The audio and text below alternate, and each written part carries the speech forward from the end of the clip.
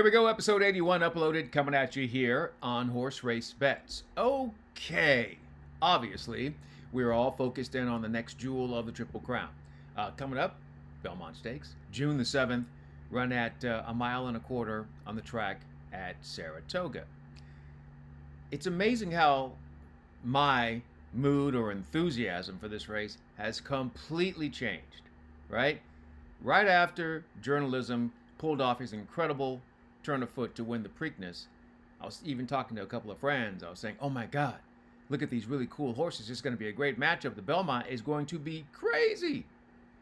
And then I realized, oh, we may not have a field for the Belmont. So let's get into the update on the Belmont and then try to deal with that. First things first, another horse decided to go a different direction. We talked about McAfee going to the Ohio Derby, and now Gosker, who ran a really great second in the Preakness, is out of the Belmont as well. So now we have, let's say 1, 2, 3, 4, that says there are 6 probables. But journalism hasn't committed yet. Heart of Honor is not worth talking about. Hill Road, closer. Baeza, Stalker, closer. Sovereignty, closer. Rodriguez, speed.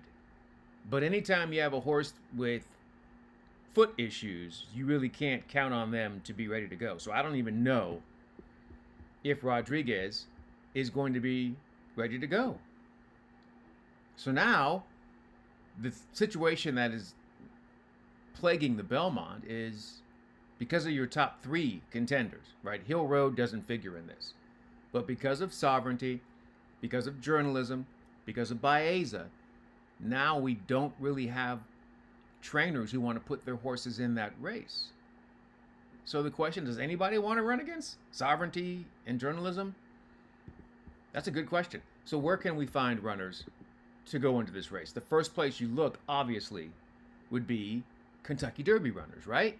You're thinking, okay, you've already run the mile and a quarter. But the thing about that was so many of them performed so poorly that the connections have already been like, nope, we're not coming back for any of this nonsense. We're shortening up in distance, right? So look at your finishers. Sovereignty, journalism, Baeza, committed. Final Gambit was just doing what he was supposed to do. It was a try for the Derby, but that's not where they want to be. They're going to go back to turf most likely. Owen Almighty, it's so funny to me how the connections were so proud. Like, we ran 5th in the Derby, but then you don't want to come back and face these horses again. Because you know that your 5th place performance in the Derby was, man, it was smoke and mirrors. You didn't do anything. You just hung around. And if you really thought your horse was good, Owen Almighty should be coming back now in the Belmont. Because there's no pace in the Belmont. You might be able to steal it. East Avenue. That's okay. So then look at these other runners, right? And we're looking mainly for runners who can provide some pace. So because the only reason why a trainer would bring any of these horses back into the Belmont is because they think they can steal it, right? They can get away with something on the front end. So let's find horses that might have some speed. Well, they already said Coal Battle is going to shorten up. They want him to be a mile and a 16th horse. Okay, but you know your horse has some tactical speed. He's had some time to rest. He's a really tough horse. Maybe they bring Coal Battle to the Belmont. He's had time to rest. Right? Neo Equius, the horse who almost ruined everything at the beginning with Citizen Bull. Both of those runners have speed. There's no speed here. And I don't even care if you're going to say, well, the horse can't make the distance. If there's nobody out there on the front end, any horse can run all day long if you don't have any pressure. So it's not about whether they can get the distance. It's about how long it takes them to get the distance. So look at these so-called contenders. Right? American Promise tried to come back and he wasn't ready to go. So safe to say, it's slim pickings out there. Okay, so then let's go somewhere else. We can't find any runners from the 19 that ran in the Kentucky Derby. Okay, fine. You would think that maybe the connections who didn't get into the Derby, right? You worked so hard during the Triple Crown prep season to try to get points to get into the Derby, but you fell short. So there had to be something about your horse you thought was worthwhile, or you wouldn't have been doing that. So now look at these runners who didn't make it in, right? Grande was hurt. Madaket Road had an issue as well. But so now Built. Isn't this the perfect situation for a horse like Built, who's got early tactical speed, who has been rested up now? And even if you don't think that 1.25 miles is to his liking, which we don't think it is, the horse showed so much ability in spurts that he's got something maybe you want to think about it. Right? Then these other runners out here, Chancer McPatrick, no. Poster, no. Now, Passion Rules has some speed. California Burrito definitely has some speed. Would they consider maybe bringing those horses to the Belmont? These are all interesting questions that the connections have to answer. It's one of the things that I've always kind of not understood. I sort of understand it because the trainers are doing what's best for their horses in terms of you don't want to put your horse in a situation where they don't have a chance to compete. And the Kentucky Derby is the only time that a trainer will do that.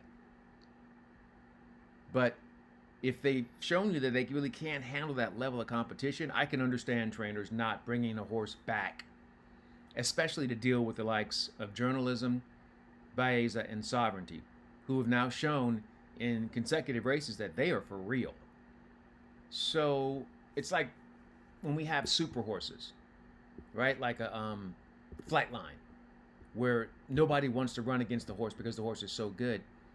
I'm like, okay, I get it, but that doesn't really prove anything to the public. Fans don't understand by watching, oh, really, he just beat a field of 5 horses? He's a super horse. Like, that's impossible to gauge. But anyway, my point is, they need horses in the Belmont, for sure.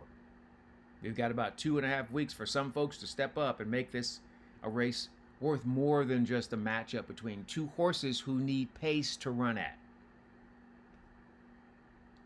So there's that. All right. Until they deal with that, we have other things to deal with, like bidness of the day. Play of the day come on your way today from Gulfstream Park.